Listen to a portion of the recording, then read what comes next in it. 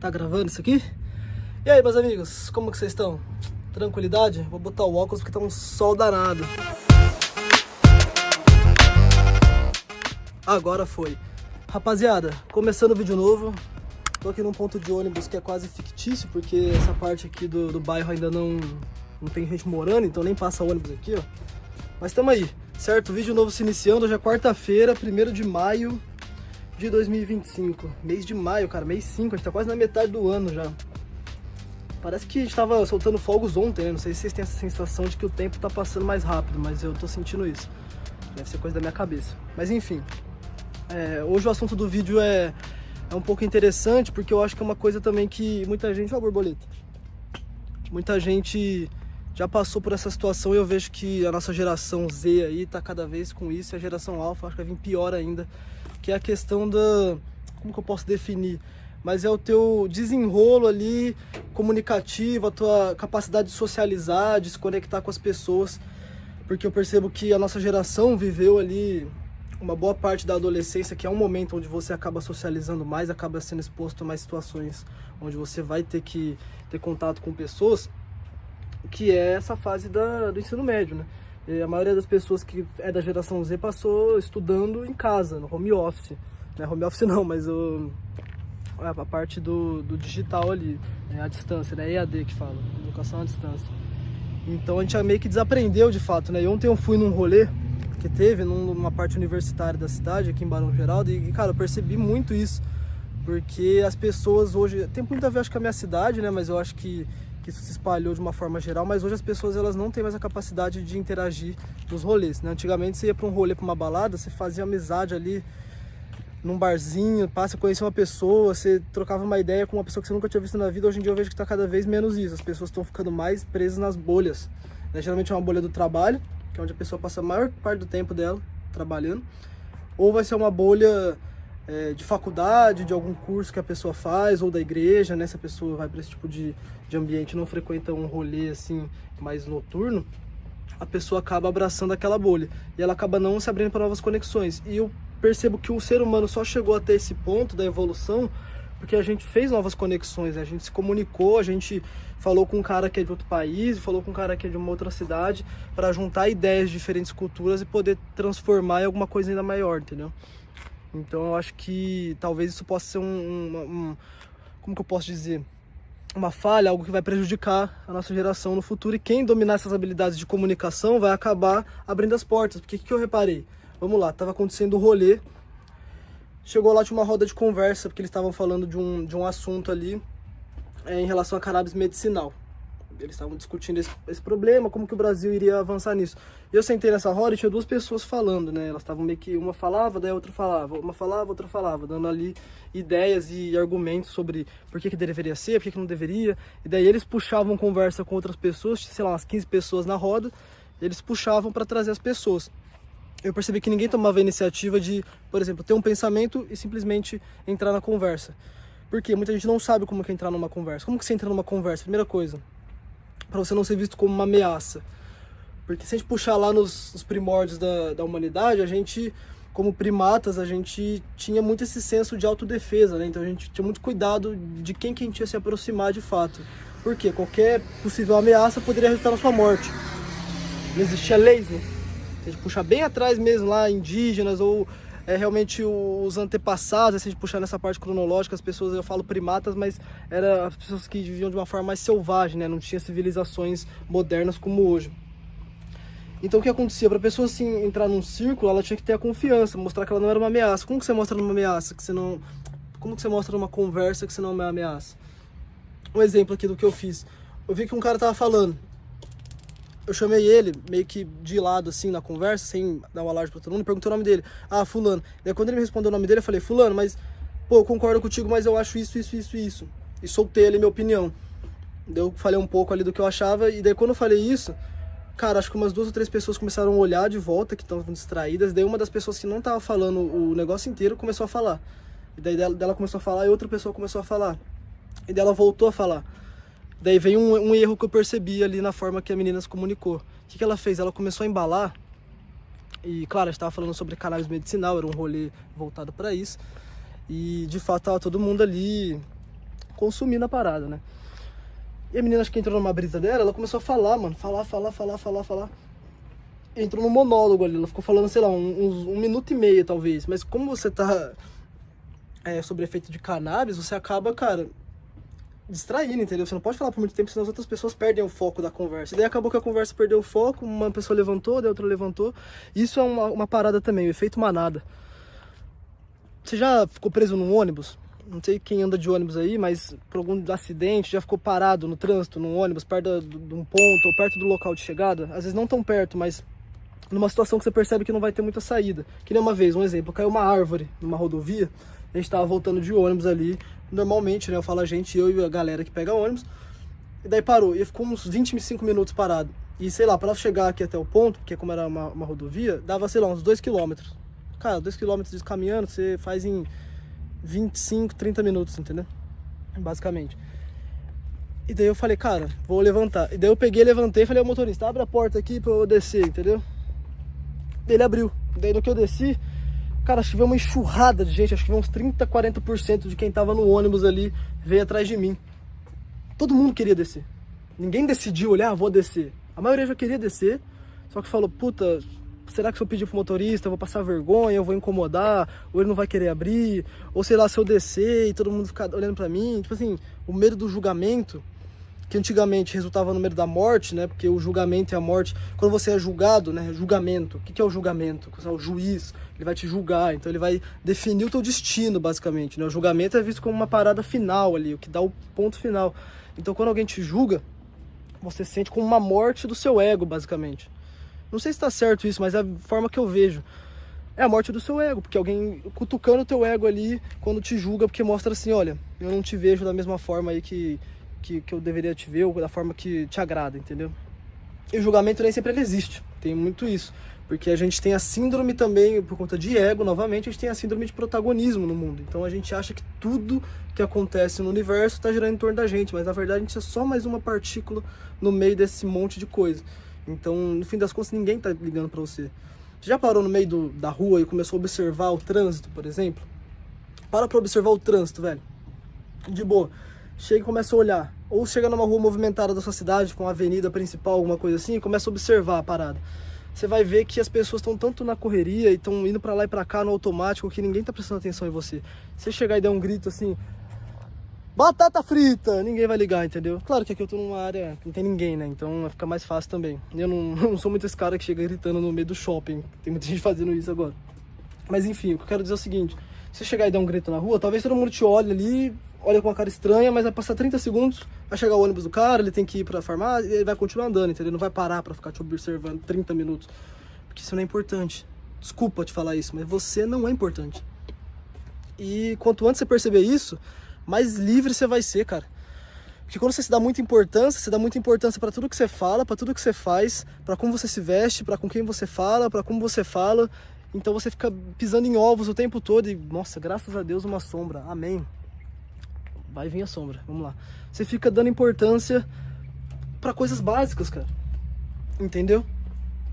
Pô, sério, você acha realmente que alguém tá ligando porque você tá vestindo? Talvez a pessoa olhe, mas depois ela esquece. Então para de adiar teu sonho, para de deixar pra depois aquilo que você tem no seu coração que você quer fazer, cara, por conta da opinião dos outros, ou por você achar que ninguém vai te apoiar e que ninguém vai olhar isso com bons olhos. Só faz, entendeu? Falta 10 dias pra eu chegar na Europa, na verdade faltam uns 12, porque eu vou ficar 2 anos, porra, 2 anos é foda. Ficar 2 dias em viagem, né, no avião e fazendo escala, enfim. Mas falta 10 dias para eu sair do Brasil.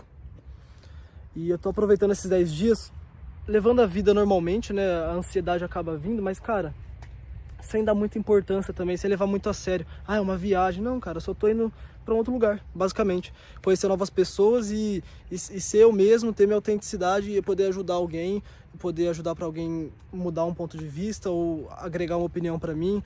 A forma que as pessoas vivem em outros lugares do mundo é muito diferente. Então você poder ter uma experiência internacional ou até só ir para uma outra cidade, um outro estado, você percebe que o que foi te ensinado não é verdade absoluta. Existem várias formas de viver. Existem várias formas. Por exemplo, o café da manhã no Brasil, você acha que o café da manhã tem que ser isso, isso, isso, o almoço, isso e aquilo, arroz e feijão. arroz e feijão. Tem gente que ama, é maravilhoso. Só que assim, tem gente que acha que é só isso. Porque a única forma de almoçar é arroz e feijão. Se você chegar e falar, pessoal, fazer um almoço diferente, a pessoa buga a cabeça dela. Então tem muita gente que vive nesse automático. Voltando para essa parte de comunicação, como que isso vai te ajudar você poder se comunicar? Quando você percebe que você não é importante, você não tem medo de falar com as pessoas, você não tem medo de abordar alguém e a pessoa não quiser falar com você. Às vezes você acha que a rejeição, ela é para você, mas muitas das vezes a rejeição fala mais da pessoa, ou às vezes a rejeição, ela tem mais a ver, às vezes, quando você está vendendo alguma coisa com um produto que você está oferecendo do que com você. Dificilmente a rejeição é para você. Numa balada, você chegou numa garota, ela não te quis. Cara, tem milhões de motivos para isso acontecer. Às vezes não é nem você, às vezes ela namora, às vezes ela simplesmente é tímida também, ela ninguém chegou nela e ela não tem o hábito de conversar com pessoas assim. Enfim, entendeu? Tem muita coisa, só que a gente sempre pensa o quê? Ah, é por conta de mim. Eu sou o centro do universo. Ela olhou pra mim e lembrou de alguma coisa e não me quis, e a minha roupa e não sei o que. Cara, não, entendeu? Você não é importante. Então faz o que você quer. Você quer pedir aquele emprego? Pede. Você quer postar aquele vídeo no YouTube? Posta, velho. Ninguém vai ver. De começo ninguém vai ver. Depois vão começar a ver e vão começar a falar mal. Meus vídeos agora, o que mais teve visualização, teve 12 views. Daqui a pouco, quando eu tiver um vídeo com 10, 15 mil visualizações, tenho certeza que vai ter gente no comentário falando: porra, mas isso aí eu não gostei, mas isso e aquilo. E tudo bem, cara. Entendeu? Também não tem que achar que a pessoa tá errada. É só um ponto de vista. É só a forma como ela enxerga o mundo, né? A sua criação, o lugar que você nasceu, define muito no começo da tua vida como que você vai ver as coisas. O que você vai achar que é certo, o que você vai achar que é errado.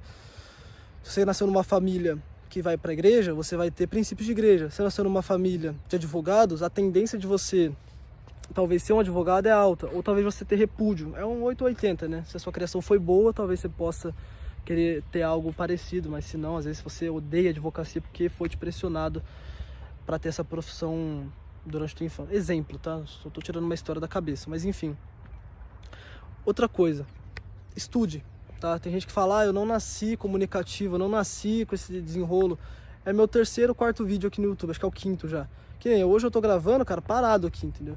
Tô gravando contínuo, eu não sei nem se eu vou cortar esse vídeo, eu só vou upar ele porque eu acho que essa naturalidade da comunicação é legal também aí. Estude, cara, tem diversos livros que você pode estudar, Como Convencer Alguém em 90 Segundos, Manual de Persuasão do FBI, livros de linguagem corporal, O que Todo Corpo Fala, O Corpo Fala. Então assim, tem vários livros que vão te ajudar a entender, porque o ser humano, ele se comunica pela fala, né? É a principal forma de comunicação, na verdade não é. A linguagem corporal, né, os seus gestos, a sua forma de sentar numa cadeira, de, por exemplo, ficar em pé numa fila ou quando você vai fazer uma apresentação, a forma que você usa os seus braços durante uma conversa vai definir muito como a outra pessoa vai te enxergar e também a perspectiva que você vai passar, entendeu? Então esses livros de linguagem corporal ajudam muito e a fala também, né? Você poder transmitir uma ideia de forma clara, sem deixar a pessoa confusa, é importante. E o tom de voz também. Eu percebo que às vezes eu falo muito baixo, né? Eu acho que é por conta de ser mais introspectivo em alguns momentos, mas eu vou melhorar isso também. Então você tem que também entender teus pontos fracos e melhorar e ver aquilo que é teu ponto forte. Por exemplo, você é um cara engraçado, você tem um senso de humor bom, cara, faça piadas, claro, sempre mantendo respeito, mas explora o que é teu ponto forte. Você é uma pessoa muito empática ou que sabe identificar pontos positivos na pessoa, faça um elogio sincero, entendeu? Você viu alguém na rua, você quer conversar com a pessoa, primeira coisa, faz um elogio sincero. Pô, tá um cara ali sentado com um chapéu. Pô, cara, da hora esse chapéu, viu? Que legal, bacana, ficou bem em você. O cara vai agradecer muito provavelmente o elogio, dificilmente ele é mal aceito, né? Se você traz ele com respeito. Tem que tomar cuidado quando você vai elogiar, por exemplo, uma mulher, você tem que saber ter muito respeito, né? Isso é uma coisa que os homens, o cara chega e fala uma merda e fala, era um elogio, velho. Tem uma linha que divide o elogio de uma ofensa pra cada pessoa, entendeu? Então você tem que tomar muito cuidado. Você traz o elogio, a pessoa agradece, daí você puxa com uma pergunta, geralmente. Tenta puxar uma pergunta que faça a pessoa falar sobre ela. Lembra que eu falei do ego? Todo mundo é movido pelo ego e todo mundo se acha protagonista. Quando você se põe, primeiramente, como um coadjuvante, você quer saber da pessoa, você massageia o ego dela. Então a pessoa fica feliz ali, naquele momento. Então ela vai querer falar. Você viu um senhor, você fala, pô, que legal. Você fica sempre aqui? Você mora aqui na região e tal? Pô, moro e tal. Não sei o que, ou você pode também primeiro falar um pouquinho de você para dar liberdade para a pessoa falar dela. Pô, cheguei aqui agora, tal, tô conversando um pouco com as pessoas, você é daqui mesmo? Entendeu? Então, um exemplo de diálogo.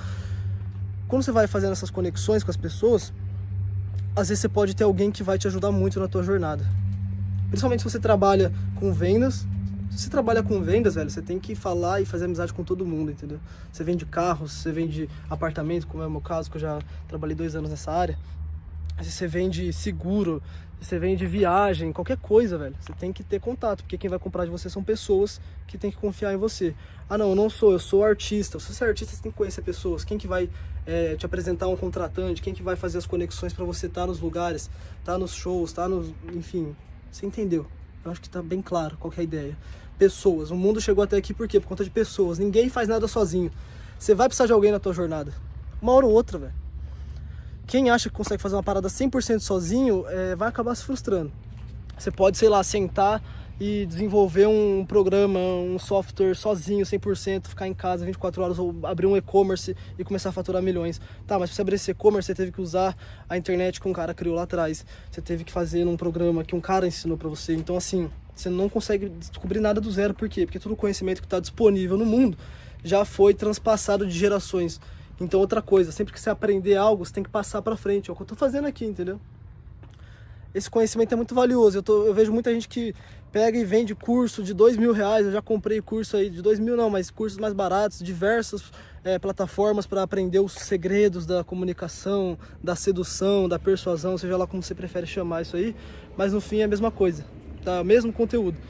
Eles falam de pessoas. E pessoas se conectam com pessoas, pessoas confiam em pessoas, pessoas compram e vendem de pessoas. É tudo sobre pessoas, no fim das contas. Então, quando você entende isso, você para de ter medo de pessoas. Porque na sua infância, ou talvez na tua adolescência, você aprendeu a ter medo de pessoas. Talvez pela forma como a tua família te tratou. Talvez você pode ter um trauma de abandono.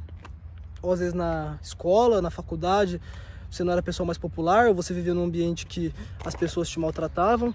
E às vezes você não vivia num ambiente que era 100% assim, e você tinha diversas pessoas que estavam ali com você nesses mesmos ambientes e te apoiavam, mas às vezes uma situação ou outra o seu cérebro guardou. O cérebro do ser humano, ele tem um viés de negatividade. Se você for ler alguns livros aí sobre a mente, você vai entender isso. Cara, você pode ter 100 camisetas brancas limpas.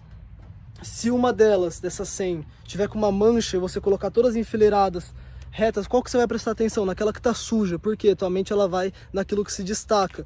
E o que se destaca no meio de tudo que é positivo? O negativo. Você tá entendendo? Então sua vida pode estar 1000 maravilhas. Se acontecer uma coisa ou outra, seu cérebro vai se agarrar naquele problema.